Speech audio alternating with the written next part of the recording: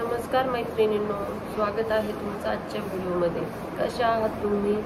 आशा व्यक्त करते की स्वस्त असाल, मस्त असाल, आनंदी असाल। तर आजच्या व्हिडिओचा विषय आहे की आपण जे स्वामी सेवा करतो, आपण आता ज्या ज्या महिला पुरुष स्वामी सेवेकरी आहेत त्या वेगवेगळ्या प्रकारची सेवा करत असतात आणि स्वामींची सेवा करत असतात।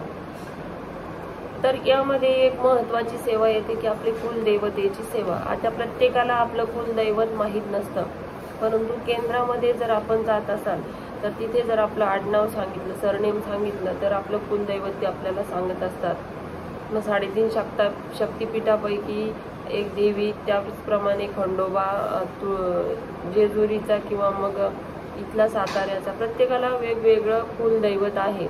मग आपलं कुलदैवत आपल्याला माहीत असणं आवश्यक आहे, कारण त्याच कुलदेवतेची सेवा आपण करतो। आणि माहीत नसेल तर नकळत आपल्याकडून काही चुका घडतात, त्यामुळे काय होतं तर आपल्या आयुष्यामध्ये अडचणी येतात।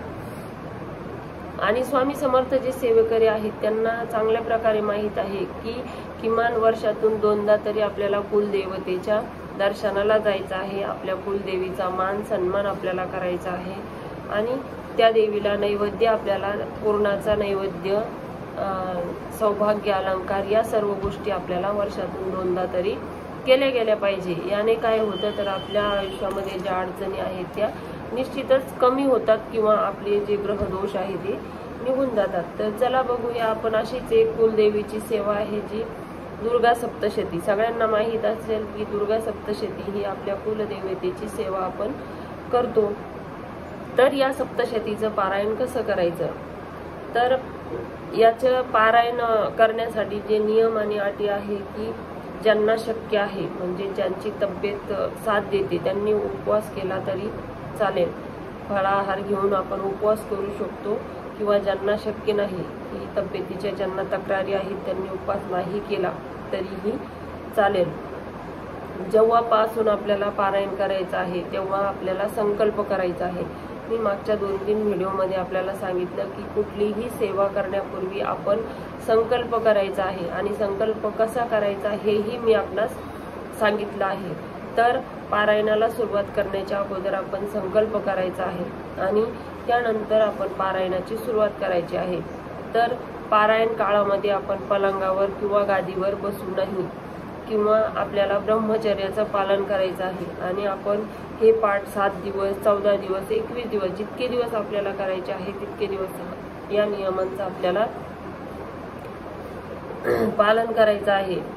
शक्यतो आपण काय करायचं आहे की पाठाची वेळ सकाळी ब्रह्ममुहूर्तावर, म्हणजे 4 ते 6 या वेळेत जर पाठ झाला तर अतिशय उत्तम आपल्याला। त्याचप्रमाणे काय करायचं आहे, ज्यांना 4 ते 6 या वेळेत जर जमत नसेल त्यांनी किमान 11:15च्या आत आपल्याला हा पाठ वाचून संपवायचा आहे। त्याचप्रमाणे काय करायचं आहे, आता दुर्गा सप्तशती बद्दल थोडंसं की पाठविधी पूर्ण वाचून घ्यायचा, आणि त्या पाठविधीमधूनही आपल्याला बरीचशी माहिती लक्षात येते। तर आपल्या कुलदेवीचा जो मंत्र आहे, ओम ऐं ह्रीं क्लीं चामुंडाय विच्चे, या मंत्र नवार्णव मंत्र जो आहे याचे आपल्याला 1 माळ जप करायचा आहे। 108 वेळा हा मंत्र आपल्याला पारायण सुरू करण्याच्या अगोदर दररोज आपल्याला हा मंत्र म्हणायचा आहे। या मंत्राशिवाय आपण पारायणाची सुरुवात करायची नाही। त्याच नंतर आता उत्कीलन मंत्र 21 वेळा, मृत संजीवनी मंत्र 7 वेळा, आणि दुर्गा अष्टमी स्तोत्र, त्याचप्रमाणे देवी कवच, अर्गला कवच, वेदोक्त रात्री सूक्त, तंत्रोक्त रात्री सूक्त, कीलकम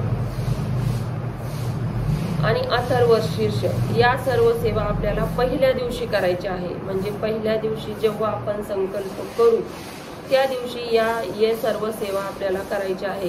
नंतर 7 दिवसाचा जर पाठ असेल तर नंतरचे 6 दिवस आपल्याला या गोष्टी सलग जर आपण पाठ करत असू तर या गोष्टी करायची गरज नाही। त्याचप्रमाणे या सर्व नियमाप्रमाणे हे वाचल्यानंतर मग आपल्याला 1 ते 13 अध्याय जे आहे दुर्गा सप्तशतीचे, या पाठाला आपल्याला सुरुवात करायची आहे। पाठ वाचताना एका सुरात एका लयीत आपल्याला पाठ वाचायचा आहे। पाठ वाचताना जो आवाज आहे तो किमान आपल्याला ऐकू येईल इतक्या आवाजात आपल्याला तो पाठ वाचायचा आहे। दुर्गा सप्तशतीमधील जे वाचन आहे ते थोडंसं अवघड आहे, त्यामुळे त्याचा सराव करून तुम्ही वाचन करण्याचा प्रयत्न करा, निश्चितच ते तुम्हाला जमेल। त्याचप्रमाणे दुर्गा सप्तशती पाठ करताना महिलांनी आपल्या घरी आलेल्या सुवासिनीचा मान सन्मान निश्चित करायचा। तिला हळदी कुंकू लावणं, तिला चहा पाणी काय जे असेल ते मी मागच्या एका व्हिडिओमध्ये सांगितलं होतं की आपल्या घरी आलेल्या सुवासिनीचा कसा मान सन्मान करायचा। तर या सर्व गोष्टी करताना आपण दुर्गा सप्तशतीचा संकल्पयुक्त जर पाठ केला तर खूप सारा फायदा आपल्याला होत असतो। त्याचप्रमाणे एक स्तोत्र आहे जे व्यंकटेश स्तोत्र, ज्याची खूप प्रभावी सेवा आहे आणि खूप सारे अनुभव आहे। तुम्हीही ऐकलं असेल की व्यंकटेश स्तोत्र जे आहे ते आपल्या आयुष्यामध्ये कोणतीही अडचण आहे ती दूर करतं। असाध्य ते साध्य करती सायस, म्हणजे आपण जर प्रयत्न केला तर जी गोष्ट असाध्य आहे ती साध्य निश्चित होते। म्हणून प्रयत्न करायला पाहिजे, विश्वास ठेवायला पाहिजे, श्रद्धा ठेवायला पाहिजे। हे जे पाठ करणार आहे या काळामध्ये आपल्याला मांसाहार वर्ज्य करायचा आहे, मद्यपान करायचं नाही, फराळ न घ्यायचं नाही। आता व्यंकटेश स्तोत्राचा पाठ करत असताना आपल्याला खूप अडचणी येतात। आपण 3 दिवसाचा 21 दिवसाचा पाठ हा करू शकतो। हा पाठ करण्याचे नियम थोडेसे वेगळे आहेत। या पाठाला आपल्याला रात्री 12 वाजता हा पाठ करायचा आहे। 12च्या अगोदर आंघोळ करून हा पाठ आपल्याला करायचा आहे। आणि ज्यांनी 21 दिवसाची ही व्यंकटेश स्तोत्राची सेवा केली त्यांना निश्चित साक्षात भगवान विष्णू, भगवान व्यंकटेश दर्शन देत असतात आणि अनुभव देत असतात।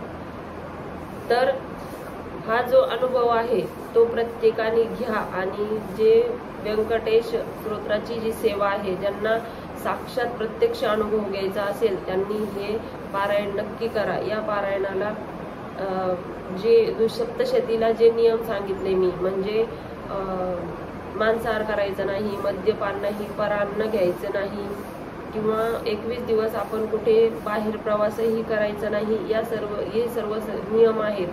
ब्रह्मचर्य पालन करायचं आहे। 21 दिवस जर आपण व्यंकटेशाची ही सेवा केली तर 100% सांगते की आपल्याला नक्की अनुभव व्यंकटेश भगवान देत असतात। म्हणून ज्यांना ज्यांना वाटतं की या सर्व ज्या सेवा आहेत त्यांनी म्हणजे त्यात काही तथ्य नाही, ज्यांना विश्वास नाही, त्यांनी ही सेवा नक्की करून बघा आणि नक्की अनुभव घ्या की तुम्हाला साक्षात व्यंकटेश भगवान अनुभव देतील। आणि चमत्कार हा तुम्ही म्हणता की चमत्कार होत नाही, परंतु निश्चितच आपल्याला काही ना काही कोणत्या ना कोणत्या रूपात व्यंकटेश भगवान आपल्याला दर्शन देत असतात, अनुभव देत असतात। म्हणून ही सेवा नक्की करून बघा। तर आजच्या व्हिडिओमध्ये इतकंच। माझ्या व्हिडिओमध्ये जी मी माहिती सांगते त्यामध्ये जर काही चुका असतील तर मला कमेंटमध्ये नक्की सांगा, काही अडचणी असतील त्याही सांगा आणि माझ्या चॅनलला लाईक, शेअर, सबस्क्राईब करायला विसरू नका। तर आजच्या व्हिडिओमध्ये इथेच थांबूया, पुन्हा भेटूया पुढच्या व्हिडिओमध्ये काहीतरी नवीन माहिती सोबत। सर्वांना श्री स्वामी समर्थ।